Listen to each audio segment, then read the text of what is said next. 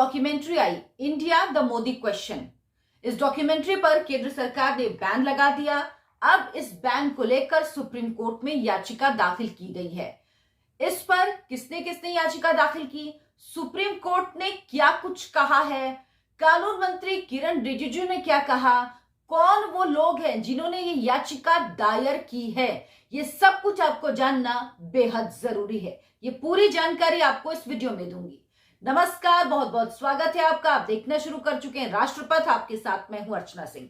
मेरे चैनल को आप सब्सक्राइब कर लीजिए, बात को ज्यादा से ज्यादा लोगों तक पहुंचाइए, क्योंकि सार्थक बहस शुरू हो ये बहुत जरूरी है।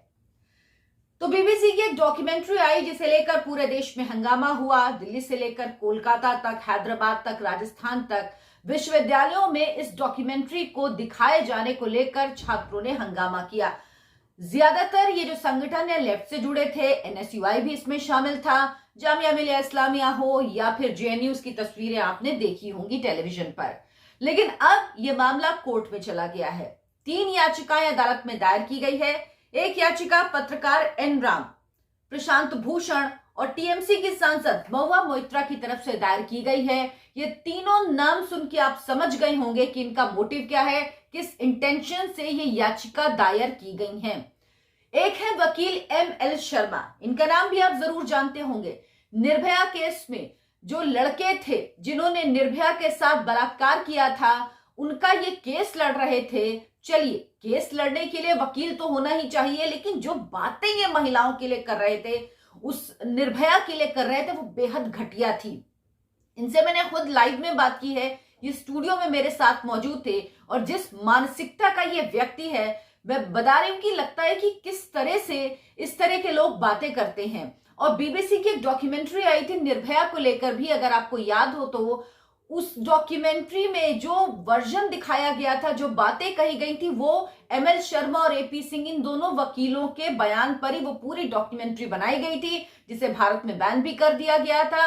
इंडियाज डॉटर करके वो डॉक्यूमेंट्री थी, जिसमें महिलाओं के बारे में एमएल शर्मा और एपी सिंह ने जिस घटिया भाषा का, जिस घटिया शब्दों का प्रयोग किया था, उसे लेकर सुप्रीम कोर्ट ने भी इन्हें नोटिस जारी किया था। मतलब वो बताई नहीं जा सकती, वो कहीं नहीं जा सकती, दिखाता था कि इनकी मानसिकता क्या है। तो ऐसे लोग इस मामले को लेकर, बीबीसी डॉक्यूमेंट्री पर बैन के मामले को लेकर सुप्रीम कोर्ट में गए हैं। तो ये नाम सुन के आपको साफ हो गया होगा कि ये लोग कौन हैं और इनका क्या मोटिव है, क्यों ये सुप्रीम कोर्ट में गए हैं इस बैन को हटाने को लेकर।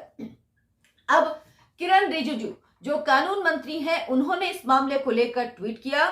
किरण रिजिजू ने कहा कि ऐसी याचिकाओं के जरिए सुप्रीम कोर्ट के जजों का वक्त बर्बाद किया जाता है। हजारों आम नागरिक इंतजार कर रहे हैं न्याय की तारीख पाने का। यानी न्याय तो कब मिलेगा पता नहीं, लेकिन तारीख का वो इंतजार कर रहे हैं। लेकिन इस तरीके की याचिकाओं के जरिए सुप्रीम कोर्ट का वक्त बर्बाद किया जाता है।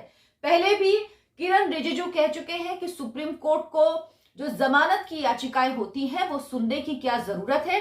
जमानत की याचिकाएं सुनने के लिए हाई कोर्ट है, हाई कोर्ट में ही उन याचिकाओं का निपटारा होना चाहिए। सुप्रीम कोर्ट को अपना वक्त जमानत याचिकाओं में खराब नहीं करना चाहिए। और अब इस याचिका को लेकर किरण रिजिजू ने कहा है कि सुप्रीम कोर्ट के जजों का वक्त ऐसी याचिकाओं से बर्बाद होता है। ये इसलिए महत्वपूर्ण है क्योंकि इस मामले में जिस गुजरात दंगों को लेकर, जो गोधरा में हुआ उसके पहले, उसके बाद गुजरात में दंगे हुए, उसको लेकर सुप्रीम कोर्ट का फैसला आ चुका है।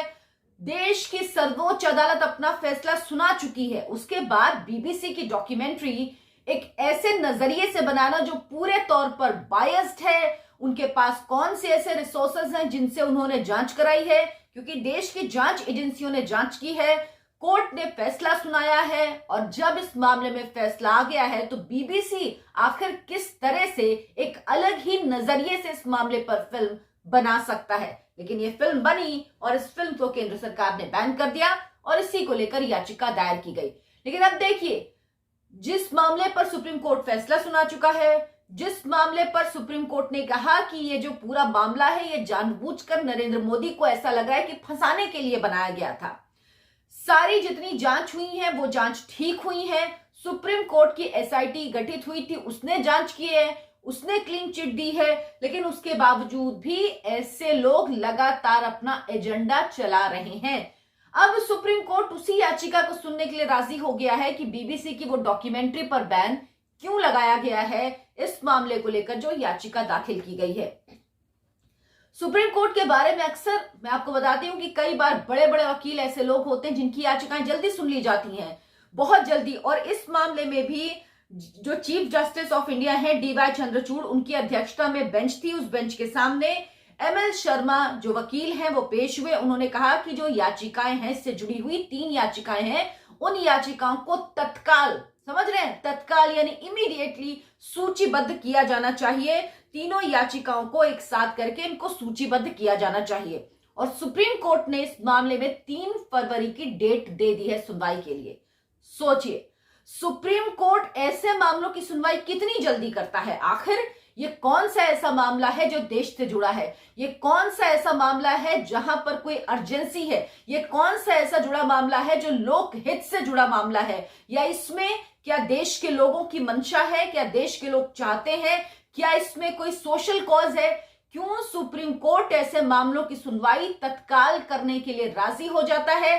बाकी केस लंबित पड़े रहते हैं और लोगों को सिर्फ तारीख पर तारीख मिलती रहती है। इसीलिए किरण रिजिजू ने जो कहा कि इस तरह की याचिकाएं सुप्रीम कोर्ट का वक्त जाया करती हैं, खराब करती हैं, लोग लंबे समय तक न्याय के लिए, तारीख पाने के लिए भटकते रहते हैं, लेकिन उनको तारीखें नहीं मिल पाती। और ऐसे लोगों को, वाकई ये बात किरण रिजिजू ने नहीं कही, मैं कह रही हूं, लेकिन ऐसे लोगों को तारीखें तुरंत मिल जाती हैं।